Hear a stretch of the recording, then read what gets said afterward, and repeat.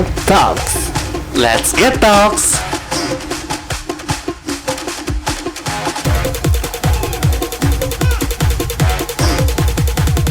Tasim, tanya sana sini. Oke. Ya, Ya, bagaimana Pak Fajar? Jadi apa? Daily activity. ya tentu tiap pagi itu kan tentu kita harus buka ya, buka perencanaan yang kita susun gitu kan ya, perencanaan kita susun selama setahun atau kita punya capaian namanya mingguan, bulanan, kan tahunan gitu, atau berapa bulan atau triwulan segala macam kita buka. Kira-kira apa yang harus kita lakukan pada hari itu untuk misalnya apa kita ketemu dengan klien kan gitu kan ya, kemudian kita harus mengecek tim gitu kan ya.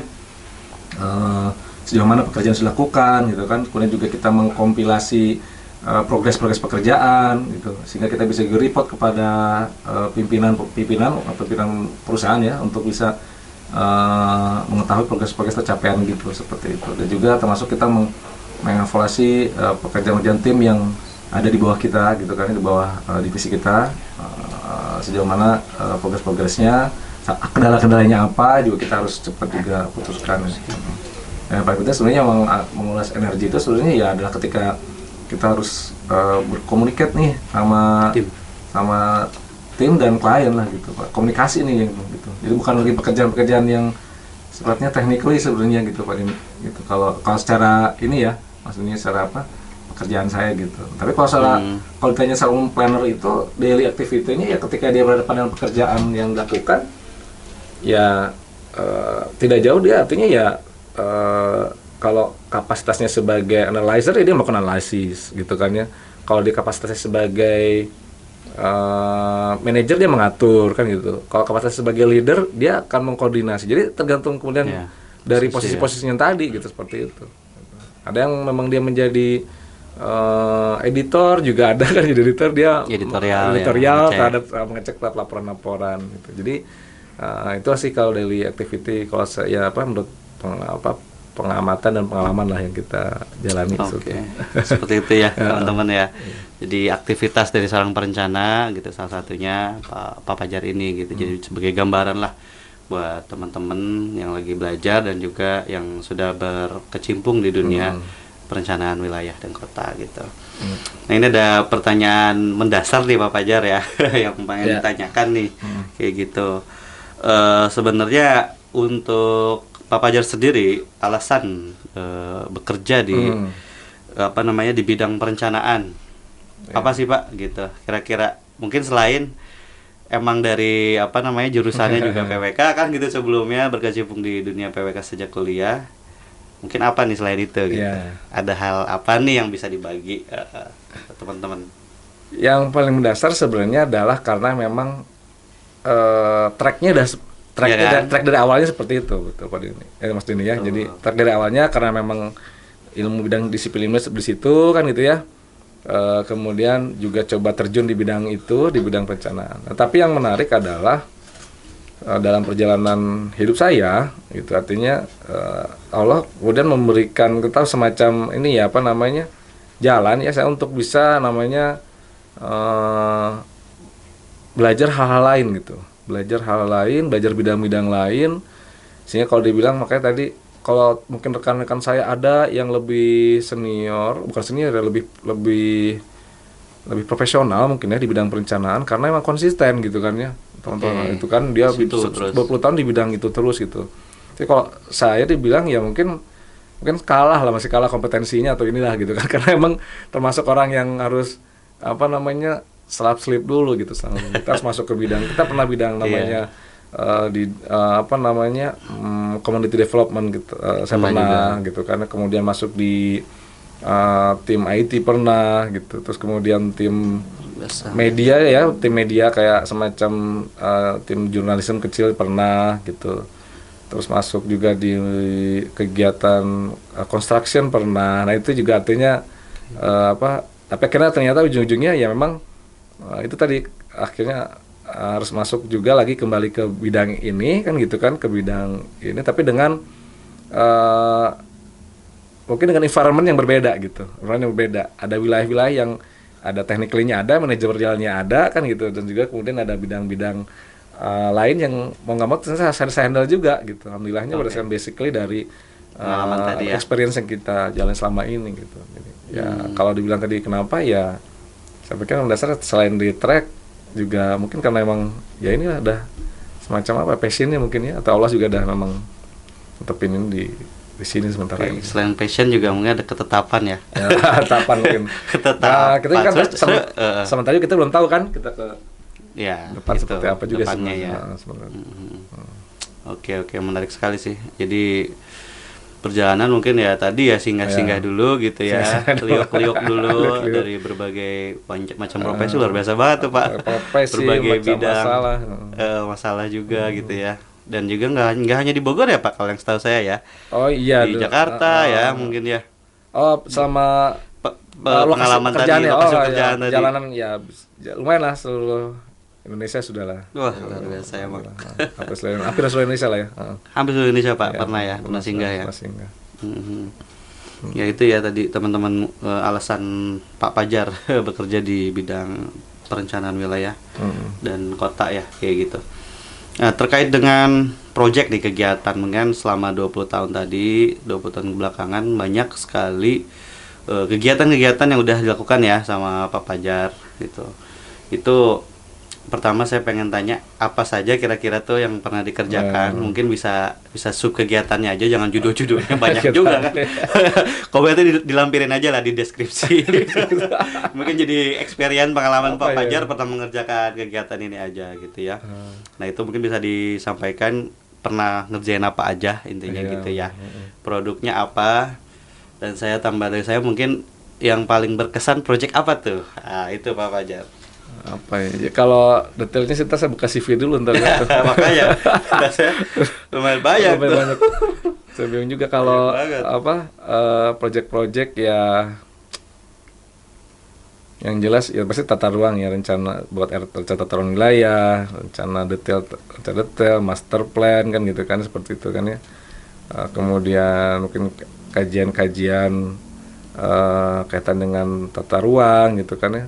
Nah, termasuk tadi kalau misalnya ada sempat singgah-singgah ya kaitan dengan kegiatan-kegiatan yang community development ya, kawasan-kawasan kumuh kan gitu kan ya, perkotaan, kawasan permukiman, perencanaan kawasan permukiman semacam. Nah itu seperti itulah lingkupnya lah. Spesifiknya apa ya kalau gitu saya juga ya, sifatnya agak mau di kalau mau di ini ya. Kalau yang mungkin paling berkesan sebenarnya yang diantara itu kalau kita lihat sebenarnya adalah sebenarnya banyak yang berkesan pada ini ya, karena perjalanan itu ya, perjalanan selamat pekerjaan keluar, proyek-proyek keluar itu ya sebenarnya banyak. Atau kalau keluar wilayah, keluar pulau, kita paling berkesan dengan situasi kondisi di luar sana, budaya ya kan, itu kan masyarakatnya berbeda gitu. Tapi kalau misalnya kita bicara di lingkungan kita selama ini, yang paling berkesan adalah bagaimana cara kita berkomunikasi gitu. Jadi walaupun kita kerjaan di sekitar Bogor gitu kan ya, tapi yang paling berkesan adalah cara berkomunikasi, cara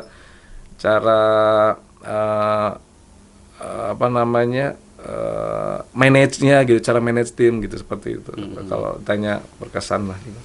Tapi ya memang paling berkesan lah kalau perjalanan ke Papua lah, kira-kira nggak ada yang Papua ya, dibanding daerah lain. Daerah lain lah gitu. Sangat infonya kan serem gitu Pak Pajar ya. Kalau Papua tuh kan kalau dengar kata Papua tuh kayak mencekam gitu. Ternyata ada pandangan lain ya dari Pak Pajar ya terkait Papua. Kita santai aja sih gitu sebenarnya. Santai, relax aja gitu juga. Daerah mana Pak kalau tahu Pak saat itu? Papuanya daerah mana? Papuanya itu pegunungan tengah ya waktu itu ya. Daerah pegunungan. Ada daerah kaki gunung itu ya Pak. Jawijaya ya. Itu daerah pedalaman lah ya kita itunya ya. Daerah Paniai, daerah Intan Jaya, daerah Duga kayak gitu, seperti itu. Itu memang sangat itu menarik lah gitu. Emang mungkin secara budaya, secara alam ya gitu. Kita punya experience gitu ya, new experience lah, pengalaman baru gitu. Alamnya eksotis gitu, artinya itu sangat berkesan lah. Gitu. Sempat hilang juga di jalan, di hutan gitu. Sempat juga ada pengalaman hilang ya, hilang di jalan. Deg-degannya kalau ketemu itu para inilah gitu. Di sana kan ya, gitu. ada juga ya. Ada juga adegannya. Tapi kalau kita bisa nikmatin nggak seseram itu juga sebenarnya gitu sih. Ya gitu sebenarnya sih kalau kita mau bisa nikmatin itu. Iya ya, ada sisi lain sebenarnya Sisi yang lain. nggak diberitakan oleh media ya Pak. Ya, Itu saya kan pikir- penggeboran media lah. Ya yang menarik itu kalau misalnya ditanya aja satunya mungkin kita kenapa sih masuk atau apa yang sudah dinikmatin gitu dalam Kan? kegiatan perencanaan, paling nggak jauh lah kita paling sesuai kita omong, kita bisa jalan-jalan. Jalan-jalan. Kita jalan-jalan. itu saja. PWK kan plesetannya itu apa? Foto-foto wisata kuliner. Siap. Kenapa Pak? Foto wisata kuliner. Oh, iya. Kalau di angkatan-angkatan muda ya Pak Oh, gitu gitu, kan. foto wisata kuliner. PWK itu foto-foto wisata kuliner namanya Oh, gitu. benar. Ternyata pas saya ngalamin beberapa tahun di itu, oh ini mungkin yang Mungkin disebut dimasuk. foto-foto wisata Iya, kuliner. nggak jauh kita bisa foto-foto Iya, iya. wisata. Gitu. Seru juga ya Pak. Makan macam-macam kan, kuliner macam-macam. Iya. Gitu. Terus Nanti teman-teman menarik. ketahui juga nih waktu itu pernah kerja bareng juga sama Pak Fajar pertama kali Oh, iya, keluar pernah kota. ya. Keluar kota pernah. Ke NTT kita Pak ya. Ya kan tete itu. Itu juga mungkin salah satu pengalaman saya sih gitu yang sangat berkesan lah gitu pertama kali lumayan jauh Iya, jangan main jauh. sama senior yang berpengalaman saat Jangan itu. nyalik-nyaliku ya, Mas ini ya? Iya, tapi saya ditinggal Pak waktu itu. Beda tim. Beda tim saya. Ya, sempat Aduh, terpisah luar dulu ya, biasa. sempat pisah dulu. Tapi alhamdulillah. Tapi nggak sempat mabuk di jalan kan ya? Enggak Pak, alhamdulillah. Cuman karena saya baru pertama kali terus jadi tim sendiri gitu kan karena terpecah rada ini aja gitu. Ya, pengalaman baru ya. Pengalaman berarti baru ya. itu, Pak, pertama Koordinasi sendiri Mas Dini ya. Ya kan koordinasi, minta data dan Data lain-lain lainnya. gitu. Karena di organisasi diajarkan saat itu ya alhamdulillah bisa Iya. aplikasikan gitu. Betul. Seru sih emang. Luar biasa. Mungkin kalau teman-teman yang ada pengalaman lain juga bisa komen di kolom komentar di bawah Iya, gitu boleh. ya. Betul, Kayak betul. gitu. Banyak sekali sih. Maka ada pengalaman-pengalaman yang bisa diceritakan juga ya. Di gitu. sini enggak. Terus ini Pak Fajar, kita kan semua udah ya tahu juga ya teman-teman semua juga kita berada dalam masa kesulitan ya, bukan hanya Indonesia tapi juga seluruh belahan dunia ya. Betul. Dalam kondisi pandemi gitu COVID-19 sekitar 3 tahunan belakangan inilah Pak ya yang masih belum mereda. Ternyata masih ada jenis-jenis baru dan lain sebagainya gitu. Nah itu di masa-masa kemarin Pak gitu ya, di profesi kita ini ada pengaruhnya gitu ya, ada apa enggak? Kalau ada besar atau tidak Pak? Kira-kira gitu Pak. Kalau yang Pak Fajar rasakan lah gitu atau yang organisasi rasakan seperti itu Pak. Yang jelas sih kalau sebenarnya pengaruhnya ya semua juga masakan ya, dan dampaknya juga besar lah ya gitu kan ya, dampaknya besar. Kalau dibilang kalau misalnya nggak berdampak ya nggak, sangat ini juga lah gitu, Ya. sangat nggak Bohong juga make lah sense ya. gitu ya, nggak make sense gitu, pasti ada dampaknya gitu. Tapi apa ya, kalau pandangan ya gitu, pandangan kita, saya dan mungkin juga bagian dari apa yang kemudian kita ambil sikap ya bagi perusahaan gitu kan ya, bagi perusahaan saat awal-awal dulu bahkan pandemi mulai, itu kondisi-kondisi sekarang juga seperti gitu kan, artinya adalah bahwa ya kita harus survive gitu aja, kita harus survive gitu. Kalau dampak pasti jelas berbagai macam pengaruh tuh Mas Dini gitu kepada semua termasuk kita gitu. Tapi yang kita coba jalani saat itu, kita ambil adalah bagaimana kita survive gitu kan ya. Apa yang bisa kita lakukan gitu kan, apa yang bisa kita lakukan untuk bisa istilahnya namanya kita bertahan gitu kan, bertahan dengan kondisi gitu, seperti itu. Kalau dihitung secara nominal sih saya pikir juga ya compare-nya pasti sangat ini banget, signifikan banget lah gitu kan, secara materi gitu kan ya. Tapi yang saat itu kita coba ambil itu adalah bagaimana kita survive, kemudian juga yang jelas kita juga minta sama Yang Maha Kuasa. Ya gitu kan. Itu tadi. Yang menciptakan kondisi ini, yang kemudian juga memang menjadikan ini semua seperti ini. Tentu Yang Maha Kuasa, yang Allah yang bisa memang menentukan nasib kita gitu. Seperti itu gitu. Iya, betul sih. Sehingga mungkin Kerasa banget.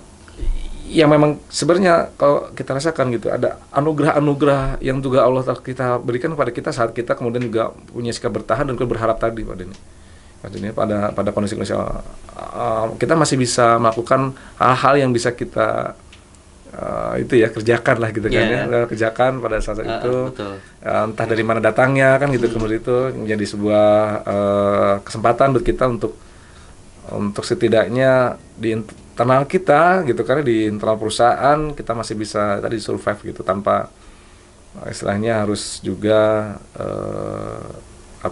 mengorbankan banyak hal lah ya gitu. Ya, jadi semuanya terkena dampaknya tanpa terkecuali ya Pak Fajar, Ya, seperti betul, itu ya. betul. Di profesi kita juga di perencanaan wilayah dan kota juga terdampak lumayan cukup signifikan ya gitu, karena ya tadi ketika perlu adanya survei ke lapangan ya Pak, di lokasi-lokasi tertentu ketika ada pandemi dilarang keluar, Ya, dilarang betul. beraktivitas, Pas itu. akhirnya kegiatan-kegiatan keluar tidak ada seperti itu ya. Betul. Nah, cuman kan kita ketahui di balik bencana pasti ada hikmahnya ya Pak ya, gitu. Kalau yang mungkin perlu adanya inovasi Pak gitu ya, inovasi-inovasi, terobosan-terobosan. Kalau yang saya lihat sih kemarin dari perusahaan juga dengan adanya pandemi mungkin menghasilkan habit pekerjaan yang berbeda gitu Pak ya, yang mungkin berbasis teknologi kayak gitu. Nah, ini kalau pandangan dari Pak Fajar seperti apa Pak gitu terkait dengan inovasi tadi gitu ya, perkembangan dari pasca pandemi ya. Iya. Iya Mas Dani. Jadi sebenarnya terkait dengan masalah inovasi ya, sebenarnya beberapa tahun belakangan sebenarnya sebelum pandemi terjadi pun sebenarnya gitu kan ya. Kita pernah berdiskusi dengan pimpinan lah gitu dan manajemen gitu kan ya, atau dengan teman-teman di perusahaan kita bahwa sesungguhnya ke depan ini banyak akan terjadi namanya disruption dan distraction, bahasa gitu kan, gitu kayak lagi ketren gitu kan ya, disruption dan distraction gitu. Itu banyak hal kemudian yang nanti ke depan seluruhnya tanpa kita duga, tanpa kita sadari itu kemudian berkembang baru kan gitu, atau seolah kita kaget menghadapi yang namanya perubahan tadi kan gitu kan ya, perubahan-perubahan tadi gitu. Nah, memang sebelum itu kita juga sempat mencoba melakukan perencanaan gitu, atau menemukan namanya sebuah terobosan-terobosan gitu kan ya, terhadap apa yang bisa kita kembangkan gitu kan ya, dari sisi usaha ya, di sisi bidang usaha gitu kan, dari sisi kapasitas gitu kan ya, kemampuan gitu kan, apa yang bisa kita kembangkan, apa yang bisa kita coba tingkatkan gitu. Jadi artinya hal-hal yang dulu mungkin kita sifat lakukan secara manual gitu kan, mungkin nggak kita coba lakukan, nanti sudah mulai mendigitalisasi kan gitu kan, untuk kemudian juga melakukan pemanfaatan teknologi seperti itu. Nah, qadarallahnya gitu kan ya, qadarallahnya datang kondisi pandemi tadi gitu kan ya, yang mau nggak mau artinya ternyata mendorong kita untuk melakukan percepatan gitu, terhadap menghadapi situasi ini gitu. Nah, artinya kemudian kalau saya melihat juga artinya juga pembelajaran buat kita semua nih gitu loh. Buat teman kita juga nih di planner gitu. Saya bukan seolah mengajarkan ya, bukan dari pada sini ya. Tapi artinya ini sama-sama kita juga sama-sama untuk sama-sama juga melakukan tadi langkah-langkah inovasi dalam berbagai bidang, berbagai hal yang dimanapun kita berada, dimanapun kita bekerja nih sebagai teman-teman planner atau maupun ada di kita nanti gitu. Artinya kita coba melihat peluang lah. Kita coba lihat hal apa yang bisa kita kembangkan gitu.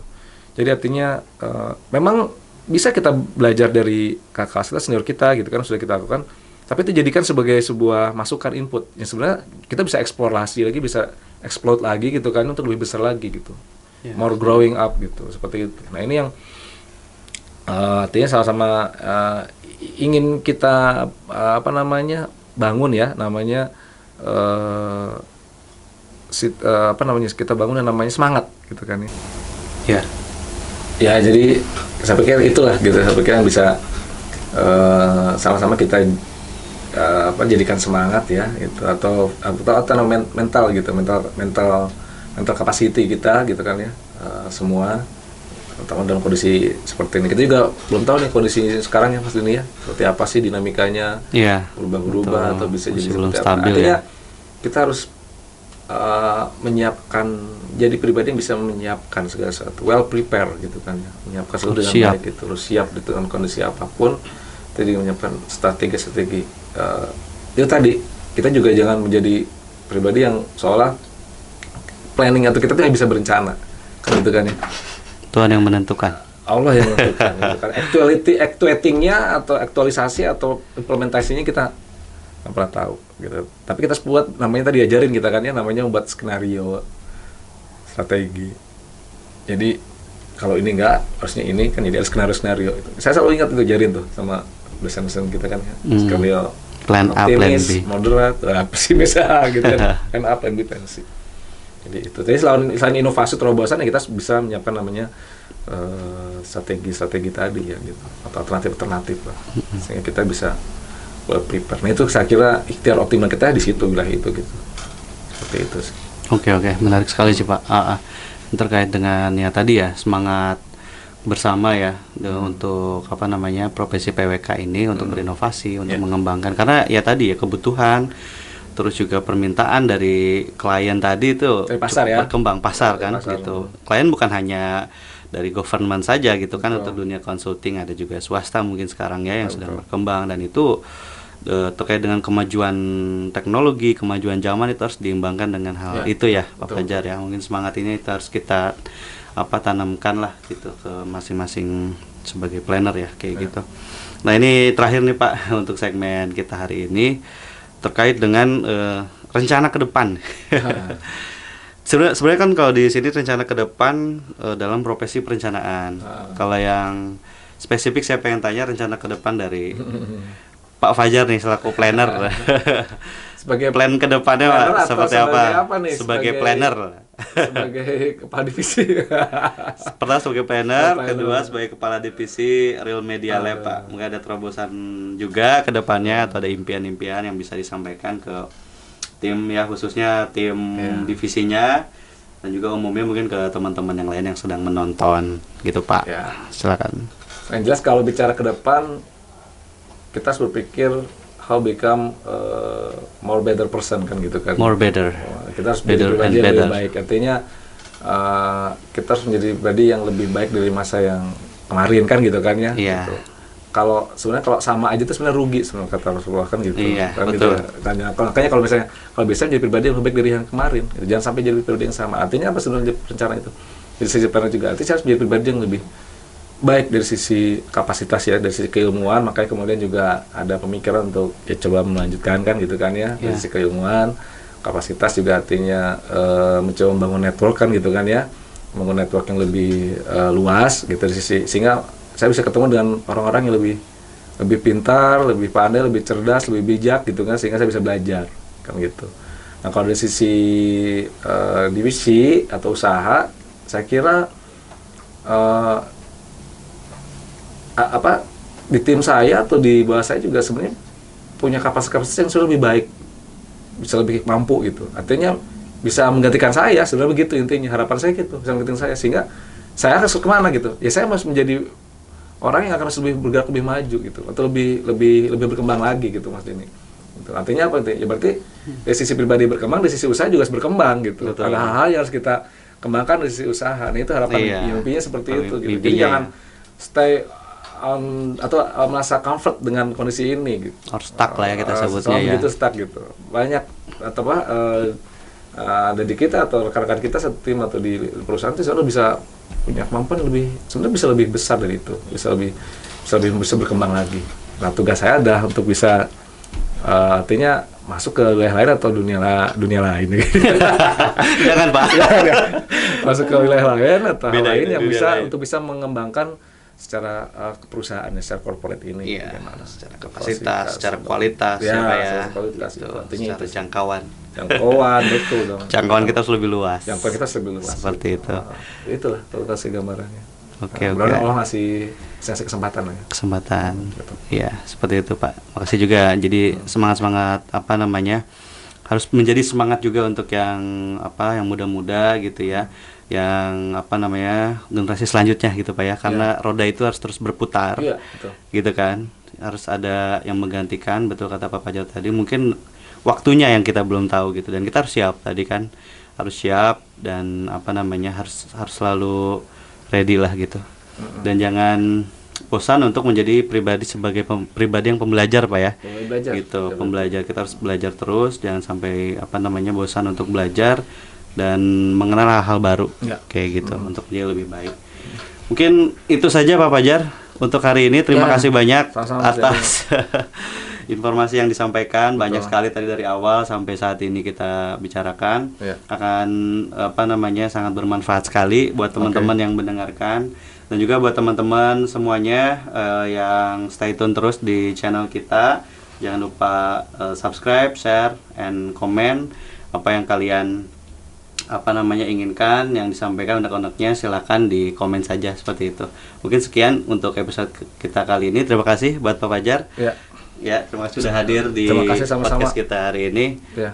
Saya dan Pak Fajar. Ya. Satu poin closing statement sedikit. Oke, ada closing statement dari Pak Fajar. Sebelum ini artinya kalau lihat ke depan, nanti salah satu poin ke depan udah kita nggak pernah tahu yang namanya ke depan itu seperti apa. Jadi saya pikir tetap jaga semangat, spirit kita, mimpi kita. Nah, namanya jadi planner kan tetap mimpi terus jangan Mimpi, kan itu. dalam kondisi apapun harus mimpi. Gitu Kita harus dituntut bermimpi kalau dari mimpi. planner. Jadi artinya tetap jaga semangat, mimpi kita nggak pernah tahu apa yang terjadi di depan nanti kan gitu kan, sehingga kalau bisa kita berbuat yang lebih baik dan terbaik lah kalau saya gitu kan ya. Oke. Untuk masa depan Amin, kita ya Allah. gitu. Ya Rabbal Itu aja Alamin. mungkin.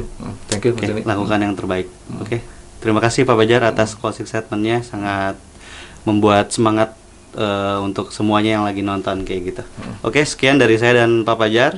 Oke. Sampai jumpa di episode berikutnya. Assalamualaikum warahmatullahi wabarakatuh. Assalamualaikum.